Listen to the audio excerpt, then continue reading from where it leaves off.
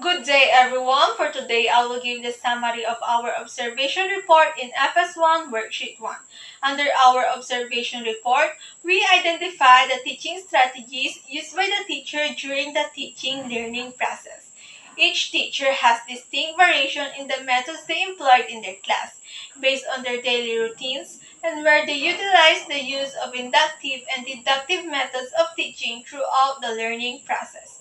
Despite these differences, they have the same goals, which is to create a more responsive and student-centered learning environment that accommodates the diverse needs of the students and on how they will communicate effectively with the learners to create a positive learning environment. The teacher's learning principles are appropriate for the learners and learning conditions. The emphasis on active learning through interactive activities engages and captures the student attention. Encouraging personal meaning and relevance along with positive reinforcement and collaborative approaches creates a conducive learning environment. These principles cater to diverse learning style, fostering a dynamic and inclusive atmosphere.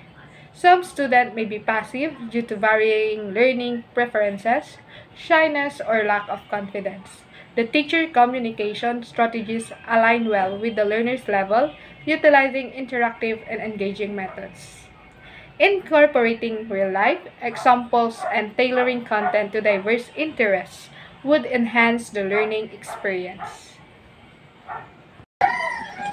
As a group, we recognize the learning principles that the learning is the discovery of personal meaning and also the relevance of ideas. And in this principle encourages the students to actively participate by cooperation, collaboration, and engage with the peers among students by creating connections to the real-life situation. Reflecting in our deployment journey that I started at National High School, we found a beautiful experience and enjoyable by observing in actual classroom, and they provided a valuable lessons. We also emphasize the significance of establishing a positive relation with their students. During our deployment in Estancia National High School, we had the opportunity to observe the various learning facilities that aids learning. We are also given the chance to take pictures of the following available facilities in the school. Each of these facilities have a specific role to play that brings positive impact to the child's physical, social, and cognitive development, such as Office of the Principal, Library, Counseling Room, Canteen or Cafeteria, Medical Clinic, Science Laboratory, Gymnasium, Auditorium, Outdoor Garden, Home Economics Room, Comfort Room of Girls, Comfort Room of Boys, Computer Laboratory, and last is the Faculty Room. The most useful to the least useful facilities observed, the facilities that are available in this school aside from what is stated in the table, the community where the school belongs, and the list of facilities that found in the community that aid learning were being answered. This analysis acknowledges the interplay of school facilities, learning environment, and classroom management in shaping a positive educational experience. A facility is considered useful when actively employed for its intended purpose, such as classroom for teaching. Meaningful use is achieved when it's aligned with educational objectives, ensuring a productive and conducive learning environment. A facility aids learning when it provides a positive and enriching environment, fostering effective focus and comprehension, like well-equipped classroom, interactive technology, and libraries contribute significantly. The learning environment significantly impacts success, like a well-designed organized space enhances comprehension and meaningful learning. Encouraging positive behavior to acknowledgement and praise is crucial for effective classroom management. Fostering a positive atmosphere and recognizing achievements and setting clear expectations. Using a positive reinforcement. Addressing issues promptly and promoting engagement contribute to a conducive learning environment. The teachers and the students at Stanza National High School were very approachable. They create a friendly and healthy environment. Such a positive environment makes it a place attractive to teaching. As future educators, we aim to treat all students fairly and create a supportive atmosphere by establishing respect in class discussion and promoting constructive collaboration. We will support students' social, emotional, and academic growth by creating effective classroom management and strong and healthy relationships with each other.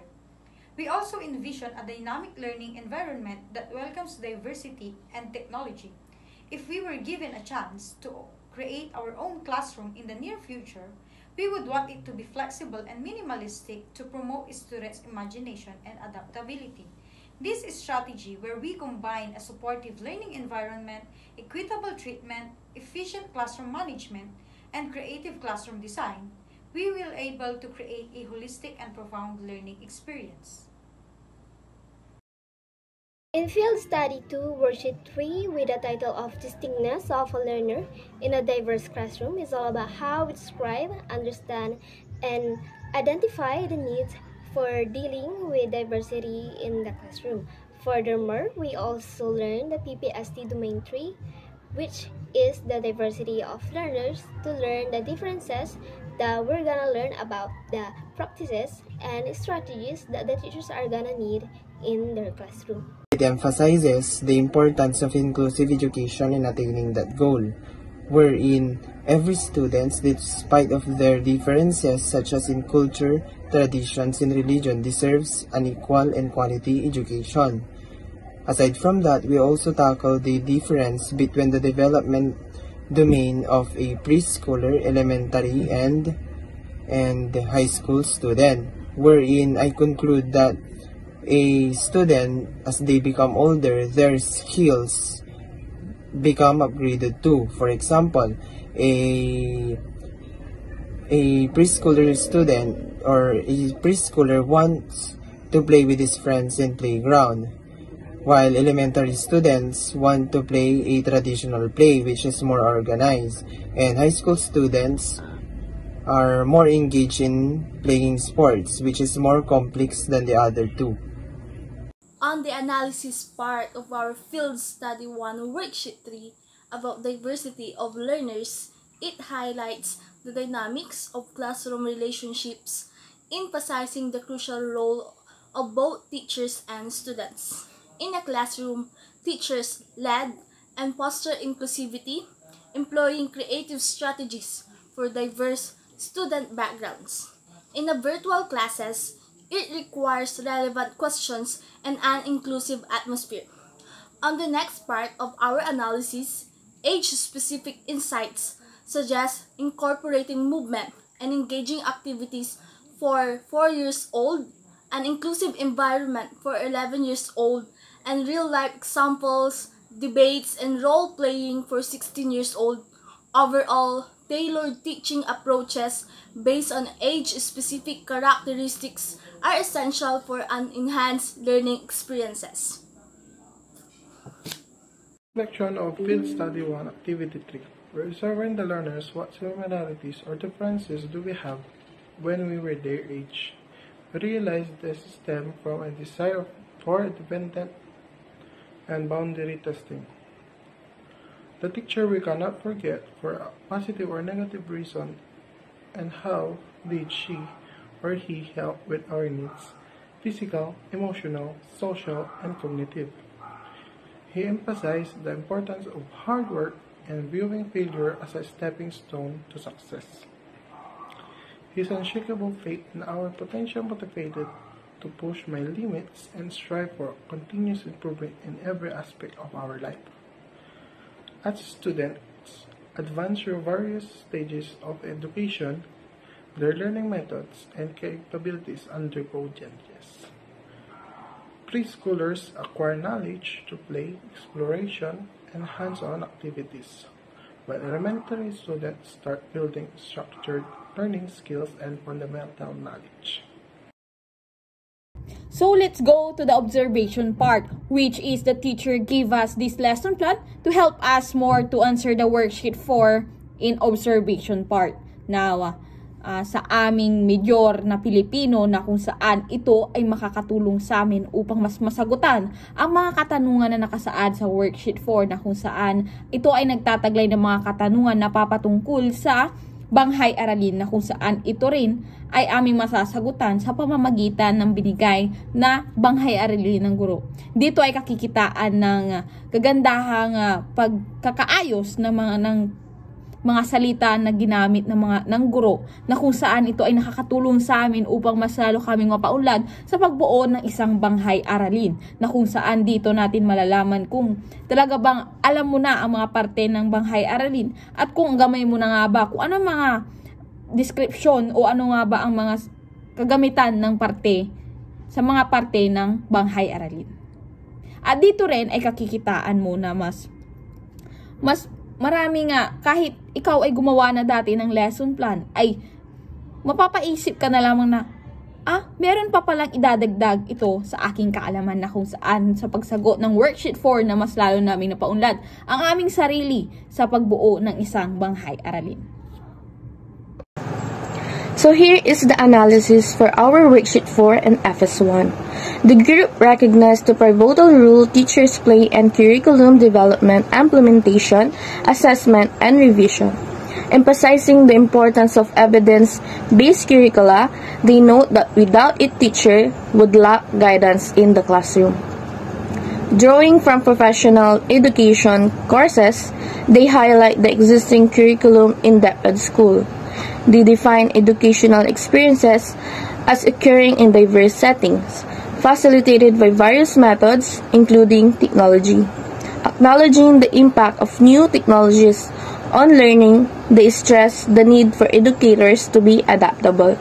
The discussion emphasizing the importance of diverse resources such as PowerPoint presentations and worksheets. In maintaining an effective learning environment, the group advocates for dynamic teaching methods and the use of clear and engaging learning resources to be enhanced students' understanding and interest in the learning process. Here in reflection part, it talks about how we as a pre-service teachers do a plan, manage, and implement processes to meet curriculum requirements in a varied teaching context. And we should embrace and practice the principles that preparation is everything in a diverse teaching context. We should always consider to formulate well-organized and properly sequenced lesson plans for the smoother functioning classroom where we can avoid disruptions and the learning environment is optimized for the students. Furthermore, when it comes on setting achievable and appropriate learning outcomes, which are aligned with learning competencies, it needs a thorough deconstruction of curriculum expectation, and we must always consider the Bloom's taxonomy. We must start with having a clear vision of the outcomes and a good understanding of desired results. This includes giving learning activities that give students an opportunities to develop and ultimately demonstrate their learning. In that way, our students will achieve the learning that we set for them. During our deployment for experiential learning, we have witnessed and observed the different forms of assessment used by our cooperating teachers. So first, for the assessment for learning, we have observed the use of whole class questioning, which is a quick way for the teacher to gather information on the level of understanding of entire class. And this was happened during the recall of previous lessons and as well even during the discussions. Second, we also witnessed the use of the round the room questioning, and this method of assessing involves the teacher circulating the room or round the room questioning students one by one. This was happened right during the discussions and frequently asked the students opinions related to the topic. And third, we also have witnessed the use of peer assessment, where as students assess the others' work. and provide feedback for it. And this was happened right after the group presentation, wherein each group shared their feedback, comments to others' groups' work. So for the assessment as learning, we also have witnessed the self-reflection, whereas um, this occurs when students are their own assessors, or they monitor their own learning and ask questions and use range of strategies to decide what they know and what they can do. So it was done by the students to assess their own learning to self-reflections. On the analysis part of our Field Study 1 Worksheet 5, Assessing Learning Outcomes and Reporting Feedback, the evaluation of learning is indispensable for computing comprehension, delivering constructive feedback for improvement, measuring learning outcomes, and engagement within educational context.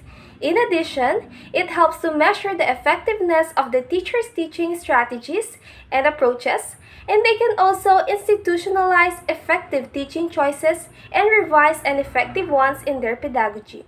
So in every assessment created by the teacher, there must always be a table of specifications to ensure that there is an alignment between what is taught and what is tested. Therefore, the assessment task must be aligned to the learning outcomes to correctly assess the performance of students on that certain lesson or topic. The evaluation of a student's performance was based on the Depth Order Number 8 series of 2015, where there are different weights for the components for every subject.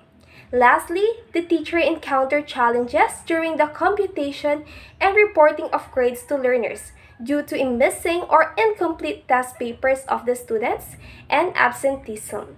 If there are some concerns during the reporting of grades to parents, teacher must always be ready to handle the situation and present an objective explanation of the student's grade. As we delve into the reflection on our recent worksheets, let's explore how assessment can transform the teaching experience for a millennial educator. In making learning fun and meaningful, we, the pre-service teacher, embracing assessments. As a millennial educator means infusing creativity into the learning process. In the classroom, incorporating technology is crucial in keeping today's tech-savvy students engaged.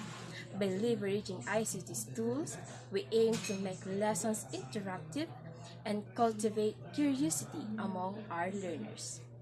Alleviating the fear of assessment as a future teacher in this new normal of teaching, studying and planning empowers students, giving them a sense of control over assessment and boosting their confidence. In encouraging students, we as a pre-service teachers and as a future teacher, reminding them that they are not alone and providing continuous feedback are essential for their improvements and also to enhance their self-esteem. Providing feedback, offering substantive and informative feedback focuses on effect rather than comparison. Principal Tanige conducted action research to improve instructional methods and learning processes at Istanza National High School. She set approval plan meticulously and collected data through questionnaire. Her research aimed to address issues to related student academic performance, such as social media use and mother tongue utilization. Tanigi also actively participated in diverse extension projects, including bloodletting activities, Operation Tuli, Paris Action Community Initiatives, outreach programs, seminars, and skills development activities, and clean-up drives or tree planting activities. These projects served the community, promoted well-being, and enhanced knowledge and skills. The next part of that is the analyze part, wherein we answered 3 questions. And the first question is, does school community engagement influence the educative process? And we answered yes. School community engagement partnership allows us to enhance our learning opportunities and incorporating real-world context into the curriculum. For the next question, how would you report achievement or results to a bigger community? The report is disseminated through various channels including social media platforms, local newspapers, and community bulletin board. For the last question, how do personal and professional skills of a teacher help in preparing his or her tasks and function? Communicational skills, organizational skills, adaptability, empathy, patience, subject matter knowledge, and technological proficiency are essential for a teacher's ability to effectively communicate and engage with her students. As future teachers, we believe working closely with our local community is key to making learning better. We'll talk to local leaders, parents, and groups regularly to understand what they need and share ideas. We want everyone to feel responsible for education. When it comes to getting people involved in school projects, we'll tell them clearly what we're doing, why it matters, and what they can help. We'll make sure they know we appreciate them and their ideas. For our own learning, we'll keep going to school, join groups, and learn from experienced teachers. We also think about what we're doing well and what we can do better, always trying to get better and helping students learn.